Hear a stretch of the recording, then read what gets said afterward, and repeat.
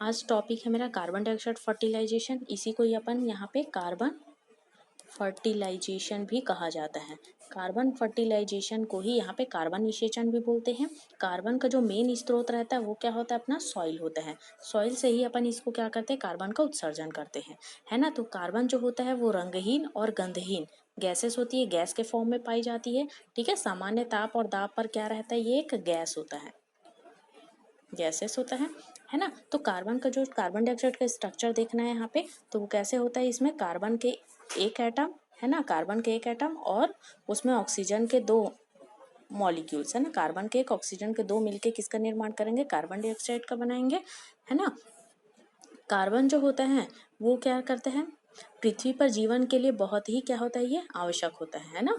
और इसकी जो कार्बन एटम का जो कॉन्सेंट्रेशन है ना, इसकी जो कॉन्सेंट्रेशन है वो क्या होती है, मालूम है, सभी गैसेस के एक निश्चित परसेंटेज मात्रा में सभी गैसेस जो है एटमॉस्फेयर में पाई जाती है। तो कार्बन का जो एटलीस्ट कितना परसेंटेज यहाँ पे प्रेजेंट रहता है, 0.03% तक ये एटमॉस्फेयर में प्रेजेंट रहता है। ह्यूमन एक्टिविटी की वजह से या फिर या फिर क्या बोल सकते हैं अपन इसको, क्लाइमेटिक चेंजेस के वजह से ही इसका परसेंटेज क्या होता है, यहाँ पे बढ़ जाता है। ठीक है, नहीं तो फिर एक निश्चित परसेंटेज में ही ये क्या रहता है, प्रेजेंट रहता है, तभी एक बैलेंस बनाता है ये, है ना, बायोजियोकेमिकल साइकिल में। तो इसके बाद अपने को देखना है यहाँ पे इसका उत्सर्जन के लिए क्या बोल रहे हैं यहाँ पे, जैसे ही अपन कार्बन डाइऑक्साइड का जो उत्सर्जन है ना, उसमें कार्बन डाइऑक्साइड जैसे ही यहाँ पे बोल रहे अपन, जैसे ये अपने हैं कार्बन, कार्बन के क्या बोल रहे हैं, उत्सर्जन के कारण यदि कार्बन का उत्सर्जन अधिक होगा तो क्या हो जाएगा, कार्बन डाइऑक्साइड की जो मात्रा है वो क्या हो जाएगी, बढ़ जाएगी एटमॉस्फेयर में, जिसके वजह से क्या हो जाएगा, प्लांट्स की जो क्या बोल रहे, फोटोसिंथेसिस की एक्टिविटी है ना, प्लांट्स की जो फोटोसिंथेसिस की एक्टिविटी भी क्या हो जाएगी, यहाँ पे बढ़ जाएगी, जिसके वजह से जो प्लांट का ग्रोथ भी क्या हो जाएगा, यहाँ पे बढ़ जाएगा। प्लांट की जो ग्रोथ की रेट है वो भी क्या हो जाएगी, बढ़ जाएगी। इसी इफेक्ट को अपन इसको क्या बोलेंगे, कार्बन फर्टिलाइजर, कार्बन फर्टिलाइजेशन कहा जाता है। इसी को ही यहाँ पे क्या बोलते हैं अपन, कार्बन फर्टिलाइजेशन। ठीक है, या फिर अपन बोल सकते हैं, यहाँ पे देख सकते हैं इसका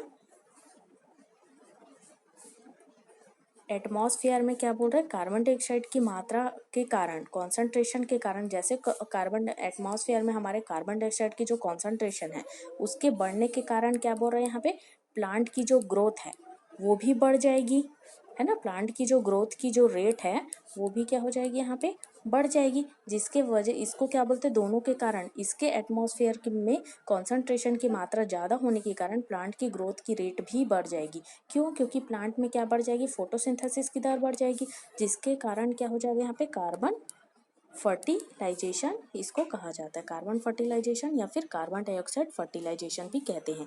इसको अपन अपने इजी वे में यहाँ पे समझ सकते हैं, है ना। Carbon fertilization is equal to अपन क्या बोल सकते हैं इसको, एटमॉस्फेयर में कार्बन डाइऑक्साइड की मात्रा क्या हो जाएगी, बढ़ जाएगी, जिसके कारण क्या हो जाएगी, फोटोसिंथेसिस की दर भी क्या हो जाएगी, बढ़ जाएगी, जिसके कारण क्या हो जाएगा, यहाँ पे हमारा प्लांट की जो ग्रोथ है वो भी क्या हो जाएगी, ग्रोथ की जो रेट है वो भी क्या हो जाएगी, बढ़ जाएगी। ठीक है, अब इसके क्या क्या इफेक्ट होगा वो अपन यहाँ पे देखेंगे, इसके क्या क्या इफेक्ट होगा, है ना। कार्बन डाइऑक्साइड की जो मात्रा बढ़ने से क्या क्या इफेक्ट होगा वो अपने को देखना है। इसमें